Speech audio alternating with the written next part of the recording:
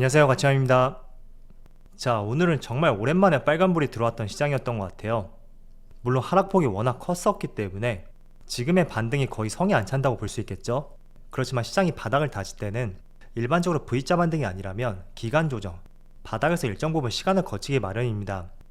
그래서 이런 작은 양봉이라고 하더라도 이게 쌓이고 쌓이면서 조금은 시장의 투자 심리가 변할 수 있으니까 우리가 지금은 조금은 미미하게 보일 수는 있어도 어쨌든 빨간불이 나왔다는 것에 조금은 다행이었다고 생각해 보고요.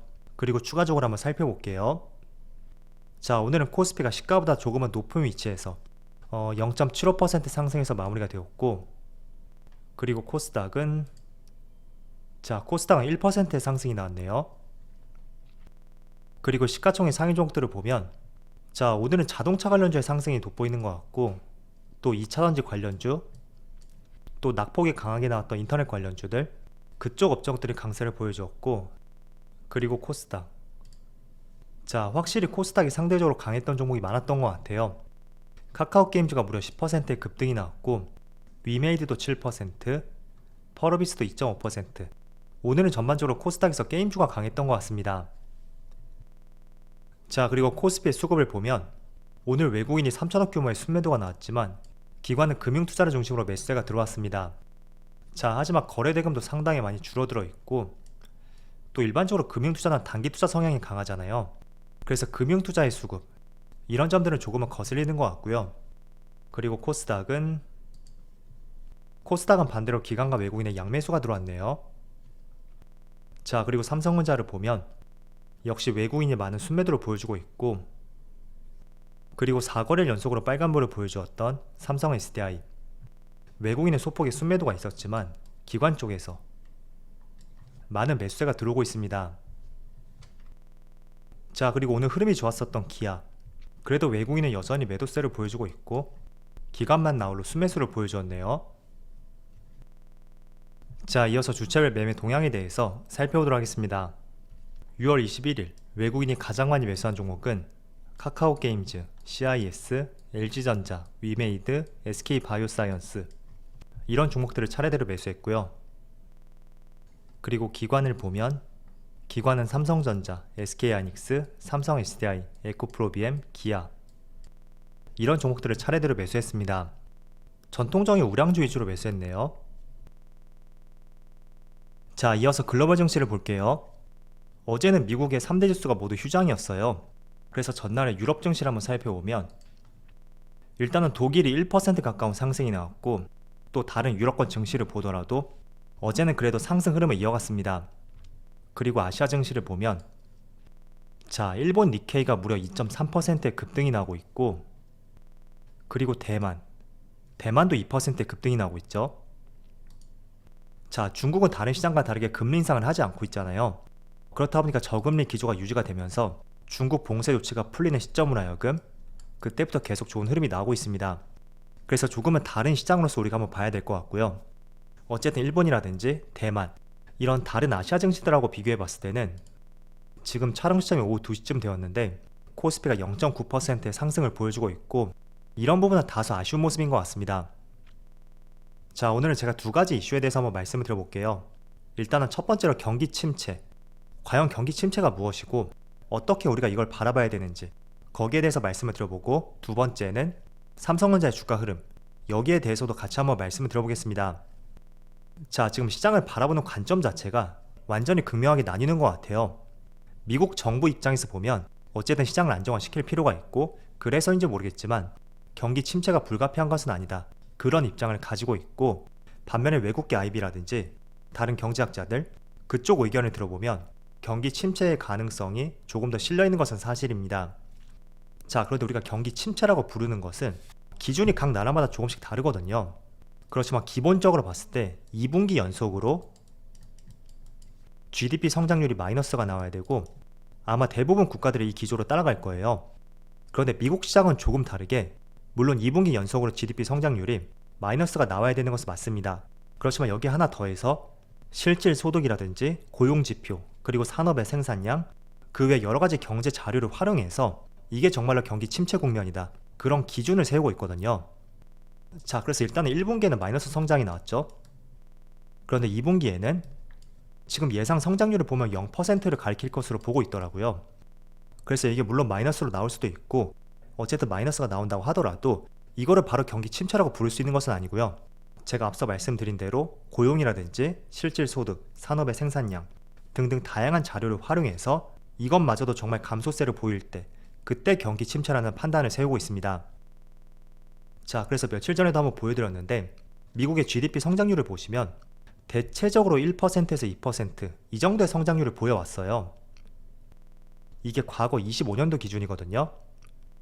자, 그렇지만 간헐적으로 이런 구간들 있죠. 한 번씩 GDP 성장률이 마이너스를 보였던 적이 상당히 많았거든요. 그래서 정말로 경기 침체에 빠진다고 하더라도 우리가 정말 2020년만큼 그리고 2008년만큼 경제가 부러지고 또 금융위기로 연결이 될 수 있는 그러한 침체 국면이냐, 그것도 한번 따져볼 필요가 있다고 생각이 돼요. 그렇지 않다면 이따금씩 한 번씩 발생이 되었던 이런 구간들, 한 번씩 GDP 성장률이 마이너스가 나왔죠. 그런 구간처럼 가볍게 지나갈 것이냐, 그런 것들 한번 비교해보시면 좋을 것 같고요. 어쨌든 저는 개인적으로 말씀을 드린다면 우리가 천장에서 축구공을 떨어뜨리면 바닥에서 한번 튀기고 나서 다시 또 떨어지죠. 그러면서 이런 모습들, 분명히 그 공이 멈추기 위해서는 이런 진동이 발생될 수밖에 없어요. 그래서 지금도 보면 2년 전에 GDP 성장률이 마이너스 30%가 나왔고 또 작년에는 플러스 30%가 나왔죠. 즉 이러한 시장 흐름 속에서 안정화되어가는 과정이라고 생각해 보시면 좋을 것 같고요. 또 제가 축구공으로 예시로 말씀드렸듯이 한번 강하게 튀어 올랐기 때문에 이게 또 바로 이렇게 안정이 되기는 쉽지도 않을 수가 있을 거예요. 그래서 그런 관점에서 한번 미국의 성장률에 대해서도 같이 고민해 보시면 좋을 것 같고요. 또 미국 정부에서도 지금 물가 상승률을 잡고 경기 침체를 피하기 위해서 다양한 조치들을 취하고 있잖아요.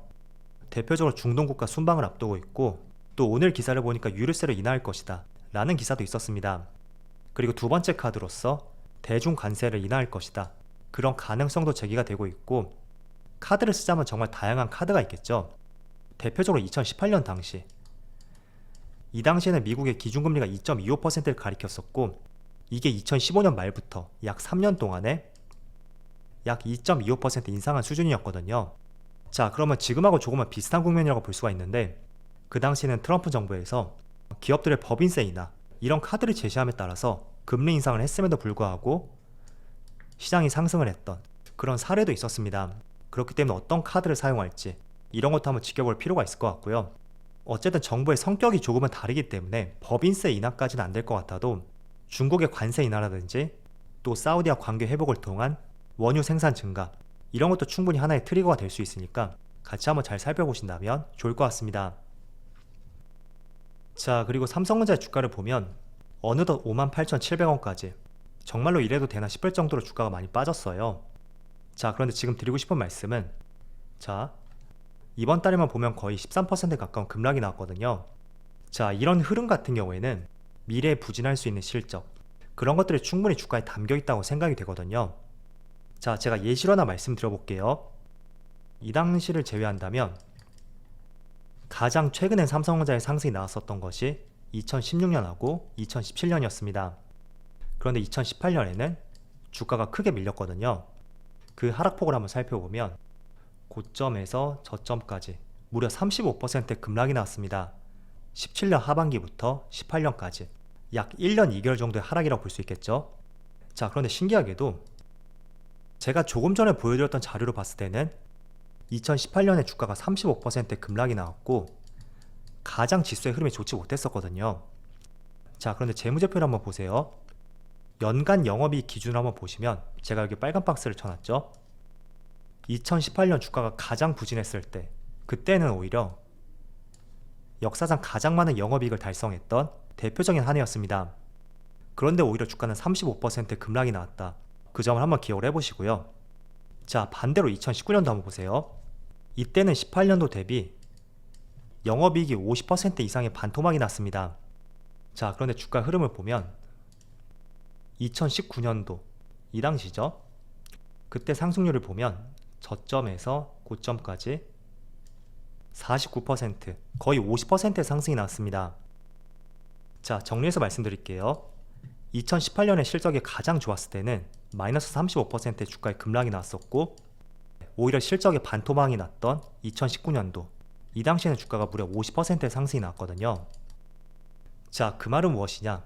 삼성전자는 최소한 6개월 이상, 조금 더 길게 보자면 3분기에서 1년 정도 미리 주가는 선반영되는 종목이라는 것을 알 수가 있고, 자, 그런 관점에서 본다면 지금 시장에서 경기 침체가 올 것이고 그에 따라 수요가 많이 감소될 것이다, 그런 뉴스들이 계속 나오고 있잖아요. 그래서 다른 시각으로 봤을 때는 지금의 하락은 아직도 시작도 안 했다, 그런 내용도 있고 본격적으로 하락에 초입일 것이다 라는 의견도 있습니다. 물론 시간이 지나봐야 알겠지만 그 말이 틀렸다고는 볼 수 없을 거예요.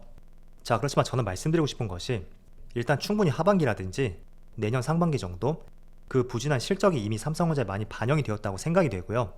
그 때문에 혹시나 경기 둔화가 오고 삼성전자의 이익이 감소하던가 또 향후 발표될 부진한 실적 전망, 그런 것들이 나온다고 하더라도 오히려 주가는 상승이 나올 가능성도 있습니다.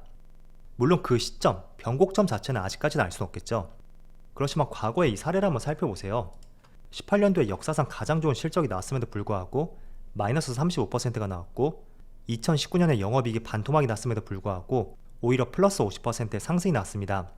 자, 그렇기 때문에 결론을 말씀드린다면, 자, 이 당시에 주가가 35% 급락이 나왔었죠.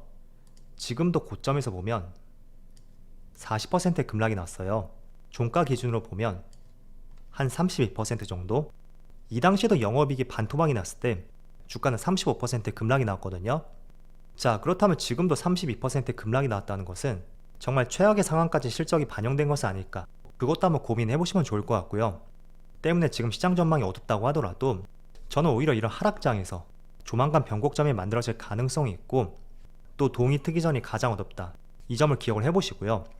오히려 누구나 좋다, 또 반도체 슈퍼사이클이 온다, 삼성전자가 10만원을 갈 것이다 등등 이런 자극적인 기사가 나올 때 오히려 그런 구간을 조심해야지, 지금처럼 가격 메리트가 생겼고 주가가 고점에서 30% 이상 빠진 자리, 그 자리는 오히려 긍정적으로 볼 수 있는 그런 시점으로 봐야 되지 않을까, 그게 저의 생각입니다. 자, 그리고 마지막으로 한 가지 말씀을 드리면, 자, 삼성전자의 과거 차트를 보시면 매번 계단식 상승을 보여주거든요. 그래서 상승이 나올 때는 짧게 과거에도 1년 정도 상승이 나왔고, 그리고 쉬어갔던 구간은 4년이었죠. 그리고 또 상승이 나왔던 구간은 2년이었고 쉬어갔던 구간은 3년이었습니다. 그리고 또 상승이 나왔던 것은 1년이었고 또 지금 하락이 나온 것은 1년 6개월이죠. 그래서 상승은 짧고 쉬어가는 구간은 길다, 그게 삼성전자만의 특징이라고 볼 수 있고, 어쩌면 이게 반도체 사이클 특성이 있기 때문에 이런 모습이 나올 가능성도 있습니다. 그리고 마지막으로 코스피 차트를 보여드리고 오늘 영상 마치도록 할게요. 자, 코스피의 연봉 차트인데 봉 하나당 1년짜리거든요. 그런데 신기하게도 2000년대 초반 이 남색깔 선 보이죠? 이게 일봉으로 보면 11선이고 지금이 연봉이기 때문에 10년선이 될 거예요. 자, 지금까지의 차트 흐름을 보면 이 10년선이에요. 여기에 주가가 맞닿으면 계속 상승이 나왔습니다. 그리고 20년 동안 그 자리가 계속 지켜졌었죠. 과거 2008년 글로벌 금융위기 당시에도 지켜졌었고, 그리고 2019년과 18년 일부 경기 침체가 왔을 때도 지켜졌고, 또 2년 전에 코로나 때 이때도 밑에 꼬리를 많이 달고 있지만 결국에는 지켜주는 모습이 나왔습니다. 그래서 혹시나 코스피가 조금 더 빠진다고 하면 저는 2280에서 2300포인트 정도, 그 사이까지는 가능성을 열어두고 있지만 과거 20년간의 차트 흐름을 봤을 때는 과연 정말로 여기를 이탈할지 저는 이런 의문이 들더라고요. 자, 어쨌든 이번 주는 수요일하고 목요일에 파월의 연준 의장의 청문회가 있거든요. 그 청문회에서 어떤 발언을 하는지 그걸 이번 주에 키포인트로서 한번 지켜보고요. 또 과거 20년 3월달 당시에도 주봉으로 보여드릴게요. 자, 이때였죠. 코스피가 V자 반등이 나왔고 또 나스닥도 V자 반등이 나왔습니다. 그런데 공교롭게도 2020년 3월달 미국의 옵션 만기일이 끝나고 나서 그 다음부터 V자 반등이 나오기 시작했거든요.